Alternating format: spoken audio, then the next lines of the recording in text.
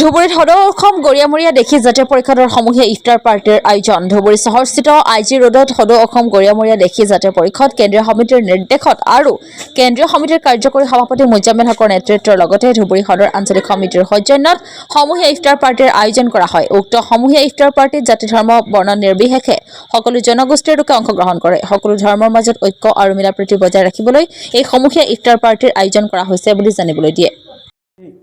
সদৌ অসম গৰিয়ামৰীয়া দেশী জাতীয় পৰিষদৰ কেন্দ্ৰীয় সমিতি আমাৰ কেন্দ্ৰীয় সভাপতিৰ নিৰ্দেশত সমূহ জিলাবিলাকত ইফতাৰ আয়োজন কৰা হৈছে। তাৰ ভিতৰত মই যিহেতু কেন্দ্ৰীয় সমিতিৰ কাৰ্যকৰী সভাপতি, মোৰ নেতৃত্বত কেন্দ্ৰীয় সমিতিৰ নেতৃত্বত আৰু ধুবুৰী টাউন কমিটিৰ আমাৰ আঞ্চলিক সমিতিৰ সৌজন্যত ইয়াত ইফতাৰ আয়োজন কৰা হৈছে।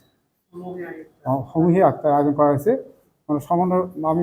সমন্বয় বজাই ৰখাৰ কাৰণে, বিভিন্ন জনগোষ্ঠীৰ লগত মিলাপ্ৰীতি ৰখাৰ কাৰণে পবিত্ৰ ৰমজান মাহত উদ্দেশ্য ৰাখি আমি এটা আয়োজন কৰিছোঁ। তাতে আমাৰ ইয়াত বিশিষ্ট সাংবাদিক আমাৰ ৰাজীৱ দা আছে, বিশিষ্ট সমাজসেৱক শিমুল চৰকাৰ আৰু আমাৰ ধুবুৰী আঞ্চলিক সমিতিৰ সম্পাদক আৰু মছজিদ কমিটিৰ সদস্যসকল ইয়াত আছে। আমি একগোট হৈ আজিৰ তাৰিখত আমি এইটোও ক'ব বিচাৰিছোঁ যে আমাৰ যিটো ভেদাভেদ এইটো আজিৰ পৰা নিষ্পত্তি হ'ব ধুবুৰীত, এইটোৱে আমি কামনা কৰিছোঁ। আমাৰ প্ৰায় 80-90 জন হৈছে আৰু বাহিৰতো আছিল। আমি বেলেগকৈ ঠাই দিছোঁ, মাদ্ৰাছাত অমুকটো কিবা কিবি ঠাই দি দিছোঁ। তাৰ ভিতৰত আমাৰ এই মঞ্চখনত আমি বিভিন্ন জনগোষ্ঠীৰ মানুহ 70-80 জন মান হৈছে।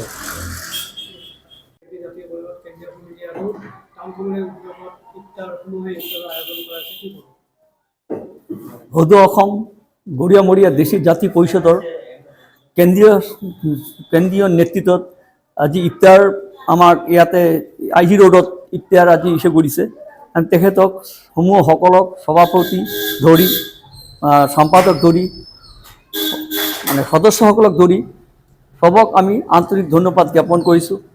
আজি সঁচাকৈ খুব ভাল লাগিছে আজি ইয়াতে আহি, যেহেতু আমি সদৌ অসম গৰিয়ামৰীয়া দেশী জাতীয় পৰিষদৰ যিটো আজি কেন্দ্ৰীয় সমিতি যিটো উদ্যোগ লৈছে, তাৰ কাৰণে আমি আকৌ ধন্যবাদ কৰিছোঁ। ধুনীয়া ইফতাৰ আজি আমি চাইছোঁ, দেখিলোঁ, ভাল লাগিলে।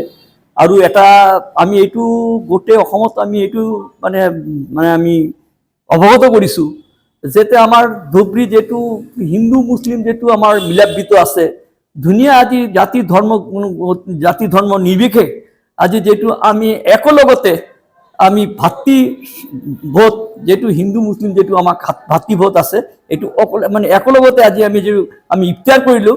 তাৰ কাৰণে আমি নিজকে বহুত ধন্য বুলি ইচ্ছা কৰিছোঁ। ধন্যবাদ।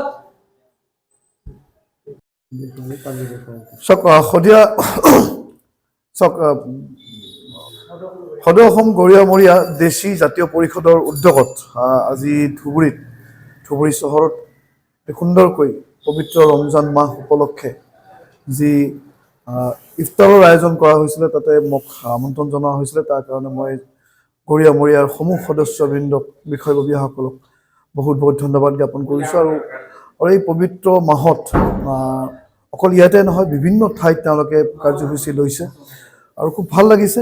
আৰু এয়াই আচলতে প্ৰকৃত ধুবুৰীত আমি সদায় মিলাপ্ৰীতিৰ মাজত আছোঁ আৰু ভৱিষ্যততো থাকিম।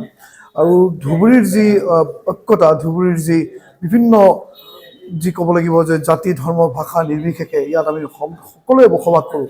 আৰু তাৰ মাজতো আমাৰ প্ৰত্যেকটো তেওহাৰ, প্ৰত্যেকটো উৎসৱ, প্ৰত্যেকটো পাৰ্বণ আমি খুব মিলাপ্ৰীতিৰে আমি একেলগে পালন কৰোঁ। তালেই এক জ্বলন্ত উদাহৰণ আজিৰ এই ইফতাৰ পাৰ্টি। আৰু আজিৰ এই ইফতাৰ পাৰ্টিত আহি পেলাই মোক খুবেই ভাল লাগিছে।